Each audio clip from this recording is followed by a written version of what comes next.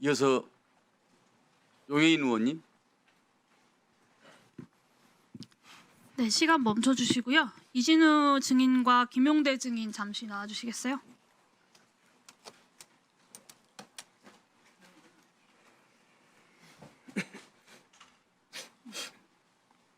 예, 전 수도방 사령관입니다. 네. 예, 드론열찬 사령관입니다. 네, 이진우 증인 작년 11월 22일부터 24일까지 휴가 쓰셨습니다. 네, 맞죠? 휴가인데 맞아요. 나가진 않았습니다. 자료로 받았습니다. 이때 누구 만나셨어요? 전 부대에 있었습니다.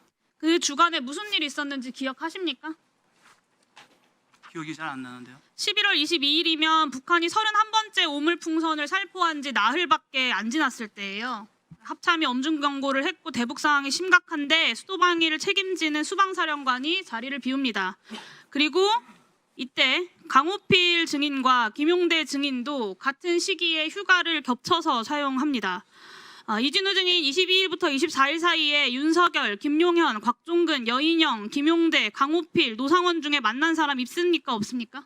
저는 작년에 휴가를 매번 냈는데 나간 적은 한 번밖에 없고 아니 그 시기에 이 사람들 전부 다 중에 만난 휴가만 사람이 잡아놨습니다. 있습니다. 왜냐하면 부하들이 제가 지휘관 휴가를 물어보는 거에만 답변하세요. 그게 대답입니다. 그 시기에 제가 불러준 사람들 만난 적 있어요, 없어요? 없고요. 어려운 질문 아니잖아요. 없고요. 네. 그다음에 정확하게 좀 들어주세요. 그 합리적으로 좀 생각을 해보면 저는 그 당시 때 항상 위원장님, 휴가 나가면 끊어주십시오. 일정만 잡고 나가지 않습니다. 끊어주십시오, 위원장님. 네네. 예. 아니 지금 제가 방금 말씀하셨잖아요. 굉장히 위험한 위기 상황에서 지휘관이 어디 나갔냐고 끊어주십시오. 물어보셨으니까 얘기해야 되는 거 아니에요? 멈춰주십시오. 네. 제가 물어본 거에 대한 답은 받았습니다. 위원님들 다른 의원 질의에 그렇게 비웃으시고 뭐 그렇게 오늘 잘하셨다고 남의 의원 질의를 막 비웃으십니까? 사령관님, 네. 질의응답을 짧고 간단하게 핵심적으로 대답해 주시기 바랍니다. 네. 물어본 거에만 답변하세요. 웃지 마세요, 그러면. 아이, 재밌으세요, 지금? 장난하십니까? 질문할 게 없는 거는 곽규택 의원님이신 것 같은데요. 3분 동안 협박이나 하시고. 자, 의원님 제가 잠시 왜냐면 이게 되게 중요한 부분이라서 그렇습니다. 왜냐하면 국민들이 오해할 수 있을 것 같아서 나중에 시기에 하십시오. 지휘관이 어딜 나간다라고 얘기하셨는데 휴가를 낼 수밖에 없습니다. 왜냐하면 부하들이 상관이 안 나가면 다 안 나갑니다. 그래서 날짜만 잡아놓고 있는 상황이 대부분이거든요. 그거 말씀드리려고 그런 겁니다. 계속하세요. 그 비상한 시기에 11월 22일부터 24일까지 전방을 지키는 지작사령관과 드론사령관도 동시에 휴가를 냅니다. 곽종근 사령관 같은 경우는 작전 지역이 따로 없어서 휴가를 안 써도 움직일 수 있는 사람이고요. 주요 임무를 맡은 작전부대 부대장들이 다 같이 자리를 비운 겁니다.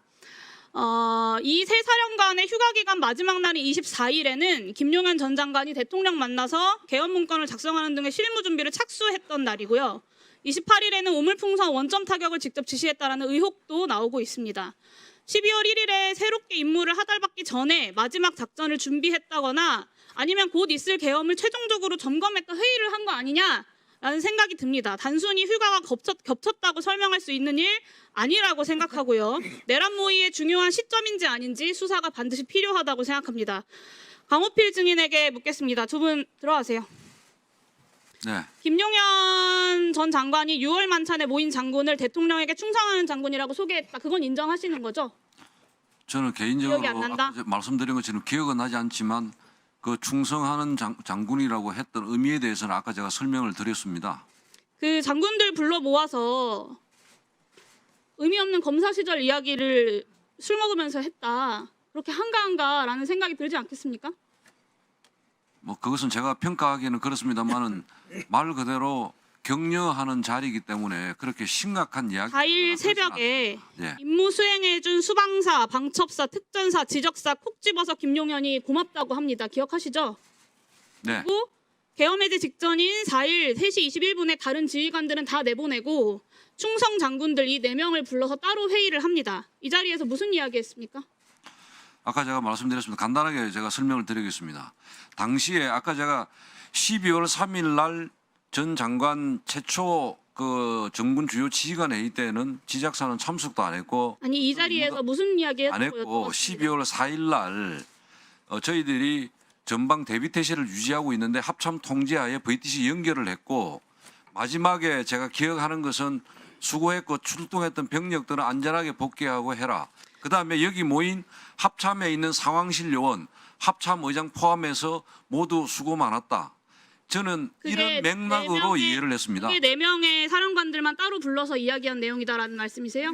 뭐 따로 불렀다기보다는 VTC에는 합참 VTC, 합참과 방첩사, 수방사, 특전사가 같이 있었습니다. 그러니까요. 나머지 장군들은 다 내보내고 이 4명의 장군들만 모아서 치하를 했다라는 말씀이신 거잖아요. 모임이 여전히- 아니고 화상회의입니다. 그러니까요. 예. 나머지 다 나가라고 했다고요. 그 연결 끊었다고요. 자료에 나와 있습니다. 좀 조용히 좀 하세요, 좀. 여전히 본인이 불자니까 특별히 충성하는 장군이라고 소개받았다. 그리고 비상계엄 주요 군부대 사령관들만 한 회의에 소집돼서 고생했다라고 지작사를 특정한 거다라고 말씀하시는 겁니까? 특전사 지작사를 비상계엄에 연계시켜가지고 화상회의에 참석했기 때문에 연계시켜가지고 수행했던 임무에 대해서 수고했다고 이야기했다고 저는 받아들이지 않습니다. 그 장군들 거기 있던 사람들 중에 충성 장군들 중에 강호필 증인만 자리를 지키고 있습니다. 계급도 가장 높고 지휘하는 병력도 가장 많은 충성 장군인데 말이죠. 납득할 수 없다고 생각하고요. 비상계엄 당시에 93의 제2기갑여단장이 정보사가 주도하는 수사 2단의 단장으로 임명됐습니다. 알고 계시죠? 신문을 통해서 네. 봤습니다. 정보사 소속도 아니고 수사를 맡아본 적도 없는 지작사 예하의 간부가 수사 단장이 되었습니다. 이게 지작사의 협조 없이 이런 인사가 가능한가요? 분명한 사실은 지작사에 그것은 협조하고 이런 업무적으로 협조하고 하는 그런 상황이 아닙니다. 그럼 그다음에 사령관 모르게 이 기갑 여단장을 빼돌렸다, 따로 인사 발령을 냈다라는 말씀이신 거예요?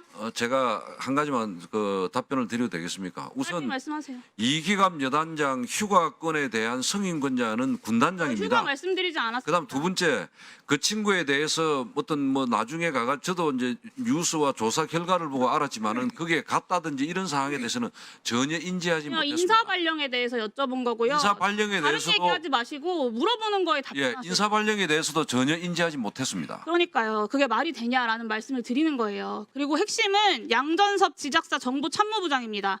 전 정보사령관인 지작사 정보참모가 문상호 전 사령관이랑 매주 골프 치는 거 알고 계셨습니까? 몰랐습니다. 6개월 동안 골프를 9번이나 쳐요. 심지어 10월 말부터는 거의 매주 만납니다. 이게 이상하지 않습니까? 제가 확인한 것은 어제 모 언론 매체에 나온 걸 보고 본인에게 확인했는데 최근에 골프 친 것은 부부 동반으로 4명이서 양가 가족하고 같이 낮에 골프를 치고 끝나고 나서 바로 헤어졌다고 했고 비상계엄이나 뭐 이런 이야기들은 나온 것은 전혀 그냥 없다고 친해서 했습니다. 그렇다. 예. 네, 저는 그게 더 문제라고 보는데요. 정보사에 몸담았던 양전섭 전 정보사령관이 자기가 가진 영향력을 동원해서 수사 2단 구성에 적극 협력했다면 훨씬 더 위험하고 위법한 일이라고 봅니다. 10월 말 이 시기가요. 문상호가 한창 수사 2단 선발하고 인민군복 사고 있을 때예요. 문상호가 전임 정보사령관인 양전섭이랑 설마 놀려고 만났겠습니까? 그것도 매주요. 저는 당연히 수사 2단 구성에 대한 이야기 나왔을 거라고 생각하고 본인이 그 내용에 대해서 보고받았을 가능성이 충분하다고 생각합니다. 그게 아니면 수사 2단을 구성하고 있는 시점에 제작사와 정보사가 수차례 회동을 한 이유, 거의 매주 만난 이유, 그리고 이 기갑여단장이 쓸데없이 수사단장을 맡은 이유 설명이 안 된다고 생각합니다. 그래서 양전섭 이 정보참모부장이 제작사와 정보사를 연결해주는 핵심 4개고 대형 협조를 논의했던 사람이 아닌가라는 생각이 듭니다. 그래서 양전섭 제작사 네. 정보부장을 반드시 청문회 증인으로 채택해서 제작사와 정보사 간의 대형 협조가 어디까지 이루어졌는지 밝혀내야 한다고 생각합니다. 이상입니다. 네. 위원장님, 인사 생각을 강 장군. 예, 네. 그 기회를 주시면은 제가 두 가지에 대해서만 간략하게 좀 말씀드립니다. 오해를 풀기 위해서 그렇습니다. 간략해 주십시오. 예. 예.